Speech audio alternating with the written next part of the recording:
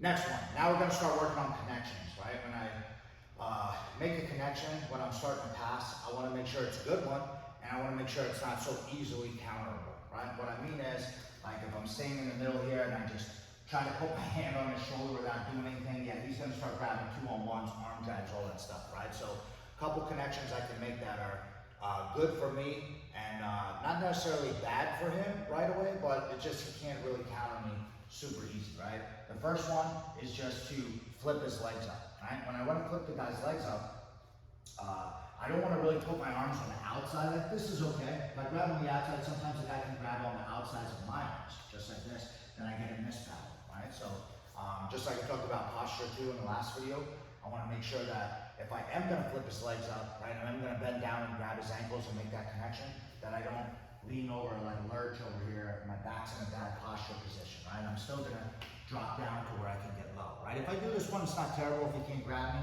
but it's better when I go on the insides like this, and then from here I wanna pull his legs towards me, and then flip him up to the back, right? And then from here, obviously your connections, you know, controlling both shins, grabbing both ankles so I can throw the guy is all good, right? So I'll do that again.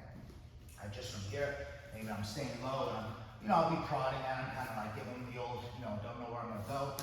Could go 1 or 2, right? If I get to 1, same thing. Just try to pull him up, get him to his back, start creating an angle, right? Super easy.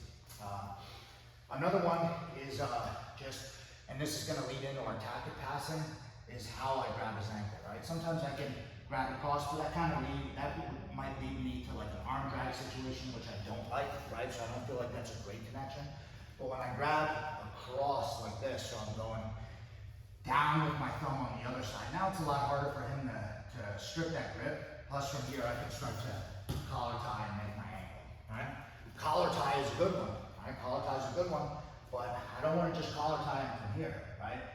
Right in front of him, because then again, 2-on-1s or arm bars. So if I am going to make any type of collar tie situation happen, I want to create an angle first, right? So I might go to the ankle, shin, and then I collar tie, and now I'm on the side. Then it makes it a lot easier for me, a lot harder for him to counter me, right? The last concept I'll go over for this one, because there's a lot of different connections you can make, but those are some of the good ones. Oh, and then I forgot one more.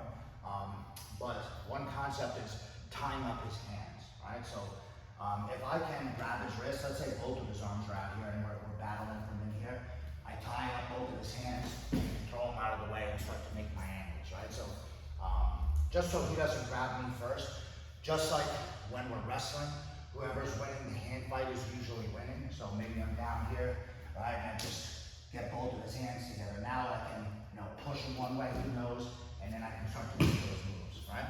The other connection we'll go over today is called the J point, right? So starting this way, let's say I flip Luciano up here, I got him in his back, I got the shins, and then traditional, hand on the knee, hand on the hip, and then from here my head is down, I'm looking to pass, right?